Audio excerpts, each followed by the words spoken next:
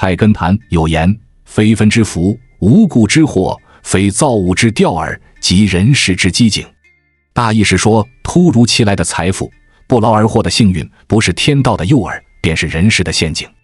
很多人热衷占便宜，以为能用最小的付出换取最大的产出，却忘记了人有小算盘，天有大算盘。多占的每分便宜，到头来都会成为绊倒自己的深坑。被打折品掏空钱包，你有过这样的经历吗？图便宜买整箱水果，来不及吃完，坏掉一大半。为凑满减，左思右想，买了一堆用不着的东西。报名低价旅游团，没有享受服务不说，还自费了更多项目。有时越想占低价的便宜，越容易多花冤枉钱。网友分享过一段经历，他买房装修时花费了不少积蓄，便想在家具上节省一些。多方比价后，他发现一家淘宝店铺的气动高箱床售价比别家便宜1000元。尽管商铺下有评价说床有味道，质量不好，他也没有再斟酌，只想着省一笔开销。没想到床刚买回来就有异味，他本以为多通风可以散味，可通风大半年，异味却越发严重，还弥散到了卧室。更可怕的是，那时他起床时常感到头晕恶心。放心不下的他进行了甲醛检测，才发现这张床的甲醛足足超标了5倍。半年里，甲醛已经污染了木地板、衣柜和乳胶漆，身体承受的伤害除甲醛的费用早已超过了最初节省的那1000块钱。作家刘文秀曾说，天降便宜常是商家的甜蜜陷阱，我们买到的不是实惠，而是一发发糖衣炮弹。低价买来廉价衣物，没穿几次就褪色变形，不得不扔掉换新。为省钱去小诊所就医，浪费了时间，还把小毛病拖成大问题，最终贪便宜省的钱都以更高代价偿还了出去。被人情债透支关系。影片《致命人脉》中写道，人情是开路的剑，也是自负的剑。很多人遇事喜欢走人情的捷径，以为能省钱省力，可成年人的世界，没有谁会无缘无故对你好，每一分情面背后都是更高的价码。1933年，林语堂在作家欢迎会上与美国作家赛珍珠相识，两人虽来自不同国度，却志趣相投，很快成为好友。当时林语堂面临人生低谷，创办的杂志严重亏损，与好友鲁迅又突然断交，他搬离了故居，作品也难以发表。焦头烂额之际，好友赛珍珠伸出了援手，他邀请林语堂来自家居住，亲自为其作品写序言，组织数场书评，帮林语堂在美国站稳脚跟。为报答恩情，林语堂将作品都交给赛珍珠公司出版，赛珍珠却狮子大开口，收取林语堂50%版税，还将版权占为己有。被人情债拖累的林语堂只得全盘接受。尽管他笔耕不断，日子仍过得很拮据。后期林语堂想要回自己的版权，赛珍珠却搬出救济他的往事，拒绝归还，还指责他不懂感恩。冯仑曾说，熟人成本代价巨大，遇问题能用其他手段解决，就别用人情。受熟人照顾，行了方便，就要照单全收开出的条件；走朋友捷径，图了省事，就要硬着头皮扛下对方的要求。所以啊，为人处事，能用金钱能摆平的，千万别依赖关系。被侥幸心断送机遇。加拿大的魁北克省横亘着圣劳伦斯河，河流阻碍了贸易往来，当地人民迫切想修筑桥梁，可河水太过湍急，修桥难度极高，直到1887年，大桥才正式投入建设。为保证安全，当地政府高薪聘请了赫赫有名的工程师西奥多·库珀。库珀也想借此机会大出风头，在开工前擅自将桥梁宽度增加了60米。这样一来，这座桥将成为全世界最长的悬臂桥。桥梁宽度增加，成本也会相应增长。库珀却心存侥幸，他既想节省材料，又想建成桥梁，于是他私自修改了钢材应力的范围，却没有增加任何材料。然而修筑一开始就出现了巨大的纰漏，桥体材料承受不住压力，固定桥梁的弦杆弯曲了3倍。工人忧心忡忡向他汇报，他仍存侥幸，没有调整方案，只要求工人将弦杆强行铆接。没想到就在竣工剪彩当日，桥梁突然断裂，75人当场死亡。库珀被他的侥幸心送进了监狱。奇葩说中讲，最诱惑你的选择不是上帝的机会，而是恶魔的考验。怀侥幸做事就像参与豪赌，一招不慎必将满盘皆输。被小聪明赶跑好运。演员徐少华参演《西游记》的往事使人感触良多。《西游记》选角时，徐少华凭借独特的气质被导演相中，他演技娴熟，高难度镜头都可以一条通过，但片酬比猪八戒和孙悟空扮演者少5元。导演曾特意向他解释，那2位演员需要长时间粘毛发、带道具，非常辛苦，5元是补偿费。可徐少华仍不满意，眼看无法提高片酬，便动了其他心思。即将拍摄《女儿国》前，他突然通知导演自己要回学校考试。剧组为了保证拍戏效果，是不允许演员中途离开的。徐少华再三保证，考完试就回来演戏。导演一时心软，同意他离开了剧组。没想到到了约定日期，徐少华却没有返回。导演亲自去学校见他时，徐少华却提出要剧组出面与学校交涉，同意他不上课也能拿到文凭，否则不会再回去演戏。本以为这番威胁会起效，没想到导演却直接同意他离开。他霸气地说，中国演员有的是，谁穿上这身衣服谁就是唐僧。后来《西游记》刷屏荧幕，徐少华却错过了大火的机会。围炉夜话中写道，误用聪明，不若一生守拙。比愚蠢更可怕的就是用错地方的精明，看似机关算尽，却套牢了自己。在聪明过剩的时代，人品才是最好的王牌。人算有穷时，天算无穷尽。世事如棋，不善意者一步一落子，善意者也不过多谋几步。无论谁在运筹帷幄，也难以一览全局。人有小算盘，天有大算盘。若是步步都逐微毫之力，往往会落得一场空。处事待人时，少点精明，少点算计，少点计较，也许活得更加舒服。精明过头，麻烦就来了。精明过度往往会带来预料之外的麻烦。曾国藩，这位历史上著名的晚清重臣，在一封写给好友胡离翼的信中阐述了他的人生哲学：唯忘机可以消重机，唯懵懂可以驱不祥。这句话的深意是，过分的算计和精明可能会导致不必要的复杂和危险。曾国藩的政治生涯充满了起伏，但他能够稳定地在这一领域取得成功，很大程度上归功于他的谦逊和低调。举个例子，曾国藩对待物质非常淡薄。在他的大寿之日，湘军名将鲍超送给他16大包战利品，这是一份极为丰厚的礼物。然而，曾国藩并没有贪图这些财物，他只是挑了一顶绣花小帽，展示了他对财富的淡泊之情。这种处世哲学不仅赢得了人们的尊敬，也使他能够避免许多不必要的纷争和矛盾。在他的官场生涯中，曾国藩同样表现出了这种非斗争的态度。在剿灭太平军后，尽管他位高权重，可以继续追求更高的职位，但他选择了急流勇退，主动请求辞去节制4省的大权，并撤销湘军。这一决定体现了他的远见和自知之明，不为权力所困，不与人为敌，维护了自己的名声和影响力。在我们进一步探索之前，别忘了关注才知道并点击小铃铛，我们将继续揭示更多关于金钱的真相，祝你迅速实现财务自由。曾国藩在信中写道：纵人以敲诈来，我仍以浑含应之，以成于应之，久之则人之意也消。他的这种态度是对抗世间复杂和敌意的一种策略。通过不与对手明争暗斗，他以宽容和包容化解了无数的敌对和难题。这种策略使他能够在风云变幻的政治环境中保持稳定。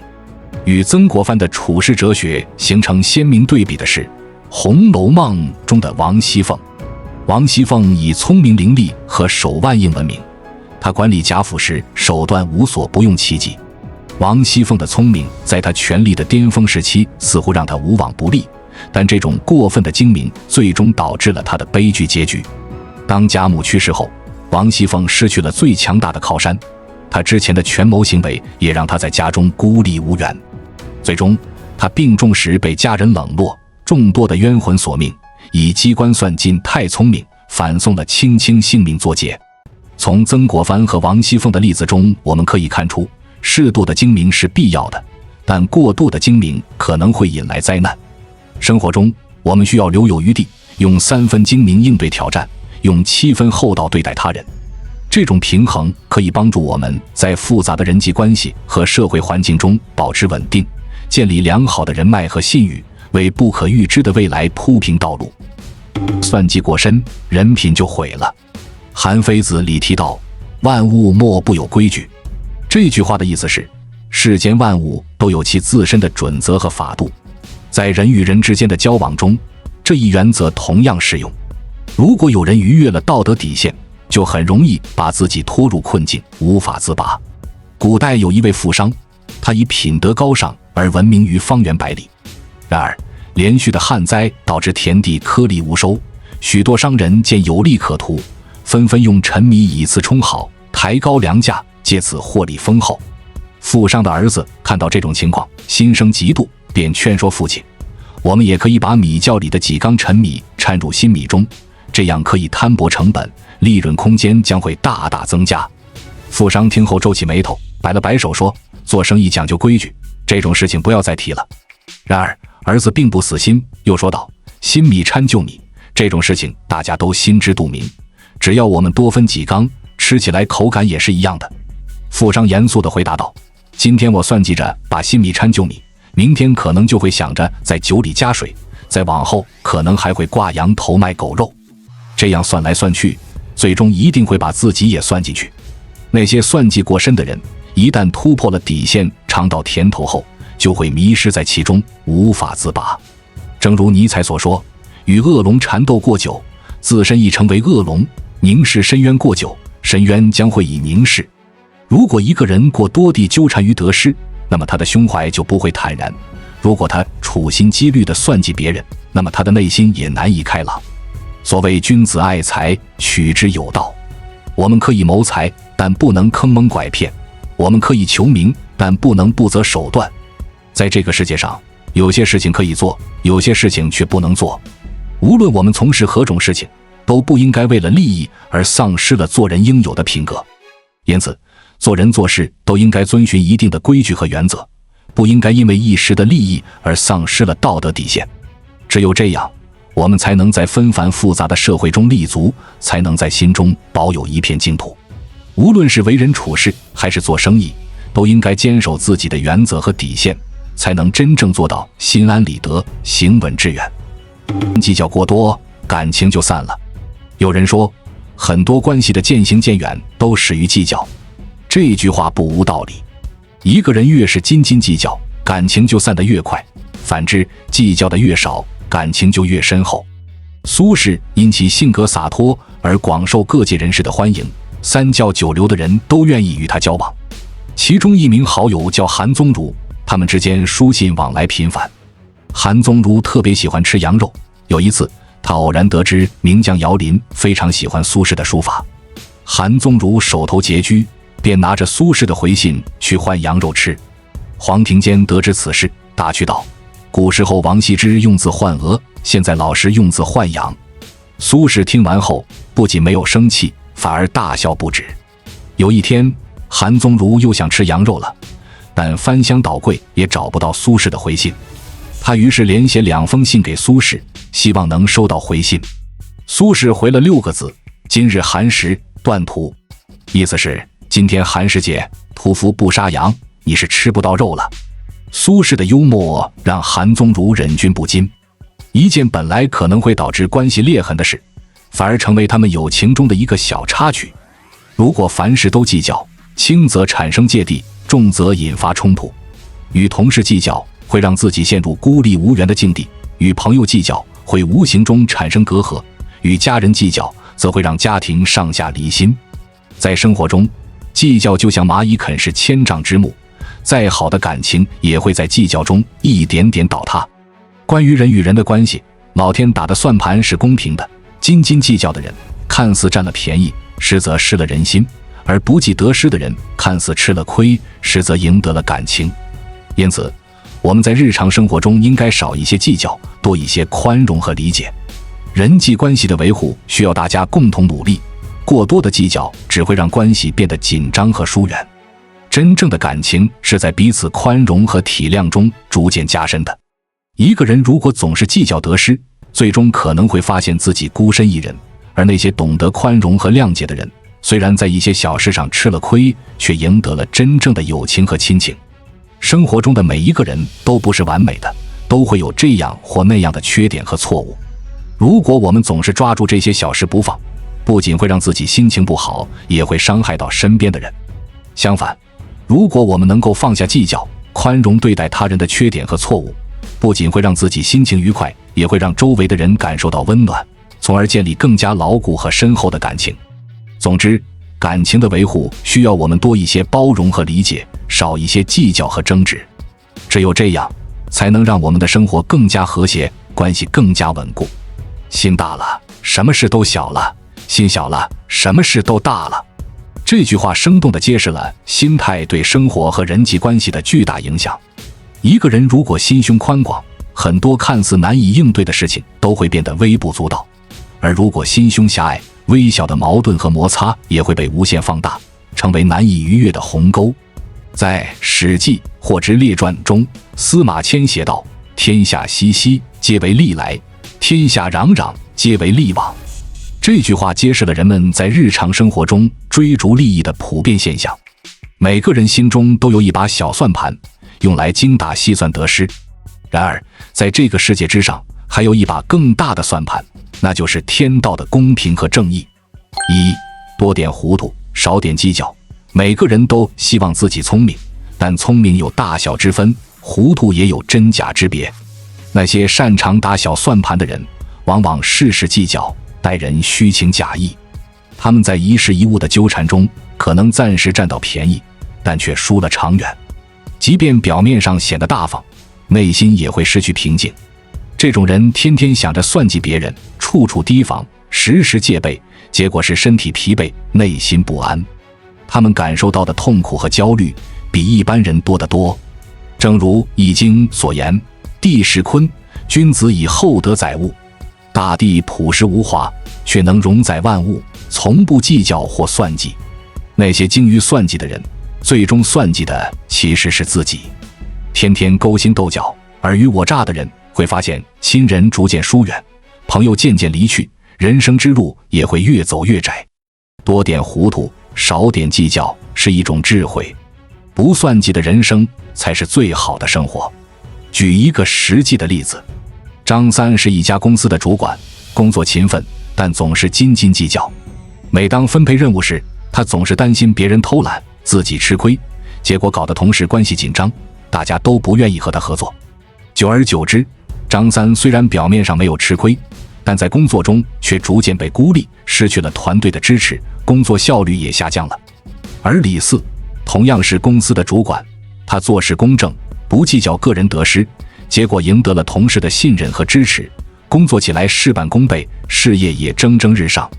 这种例子在生活中并不少见。那些整天算计的人，往往因为小事失去了大局，结果是得不偿失。而那些懂得宽容和糊涂的人，反而能赢得更多的友谊和支持，生活也更加幸福。君子爱财，取之有道。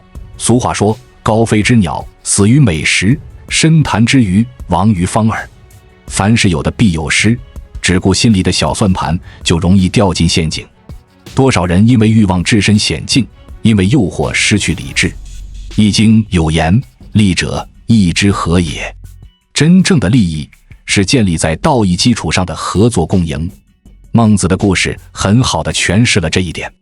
他拒绝了齐国的100两金子，却接受了薛国的50两金子，因为孟子曾帮助过薛国，薛国的馈赠是有依据的。胡雪岩的故事也很有启示。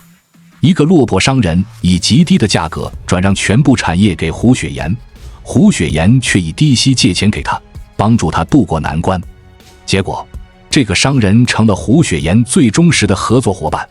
胡雪岩的做法体现了君子爱财、取之有道的原则，赢得了长远的信任和合作。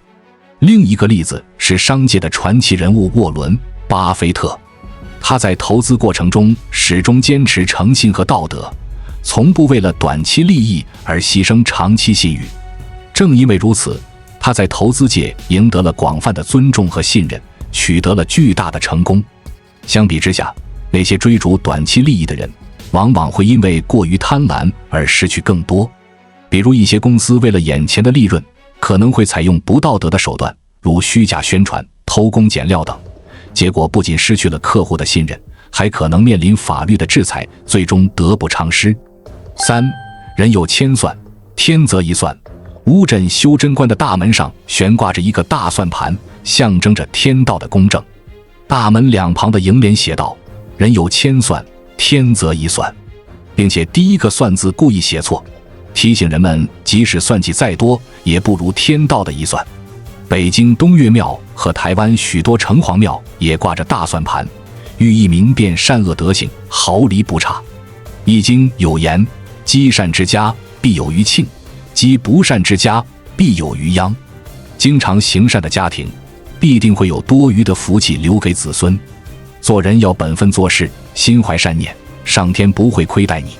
举一个真实的例子，有一个年轻人刚进入职场时非常拼命，总想着通过各种手段快速升职加薪。他不择手段，甚至不惜踩着同事的肩膀往上爬。结果他虽然一时得到了提升，但由于人际关系紧张，很快在公司内部树敌，最后不得不离职。而另一个年轻人同样在职场起步，但他踏实做事，不计较眼前的得失，结果不仅工作上取得了好成绩，还赢得了同事和领导的信任，事业也顺利发展。人生在世，岂能事事如意，处处占便宜？无论是在工作、生活还是感情中，都是有所付出，有所得。执着于得失，只会让自己栽跟头，吃大亏。胡雪岩曾说：天下没有白占的便宜，所有的便宜背后都是深坑。为了占便宜耍滑偷懒，或许不会立刻受到惩罚，但命运会记录在案，成为日后的隐患。诚实吃亏受苦，暂时看不到回报，却会在无意中帮你吸纳好人缘，让你得遇良机。人这一生总是在为自己的选择买单，你的选择决定了你的人生走向。放下小算盘，换一种心态，把握人生的大方向，以守拙之心处事，以豁达之心待人。对于所经历的风景，得之为幸事，不得也能坦然面对。心大了，什么事都小了；心小了，什么事都大了。宽容、豁达、不计较，才能让生活更加美好。我们每个人心中都有一把小算盘，但要时刻记住，还有一把更大的算盘在衡量我们的德行。积善行德，少一些计较，多一些包容和理解，才是幸福生活的真谛。幸福不是拥有的多，而是计较的少。把小算盘放一放，才能听见大算盘的响声。人在世上，岂能事事如意，处处占便宜？无论在工作、生活还是感情中，都是有所付出，有所得。执着于得失，只会让自己栽跟头，吃大亏。在现代社会中，竞争激烈，人们往往会因为追逐利益而失去内心的平衡。然而，真正的幸福来自于内心的满足和宁静。一个懂得放下小算盘、心胸宽广的人，往往能在纷繁复杂的社会中找到真正的幸福和快乐。举一个现代的例子，有一位企业家在创业初期非常注重利润，总想着如何降低成本、提高收益。结果，他的公司虽然快速发展，但员工的满意度和忠诚度却很低。后来，这位企业家意识到，仅仅追求利益是不够的，于是他开始注重企业文化建设，关心员工的福利和发展。结果，不仅公司的业绩持续增长，员工的满意度和忠诚度也大幅提升，公司内部充满了和谐和积极的氛围。这种转变不仅让企业家自身感到更幸福，也让公司的整体环境变得更加健康和可持续。由此可见，心态的转变对个人和集体的幸福都有着深远的影响。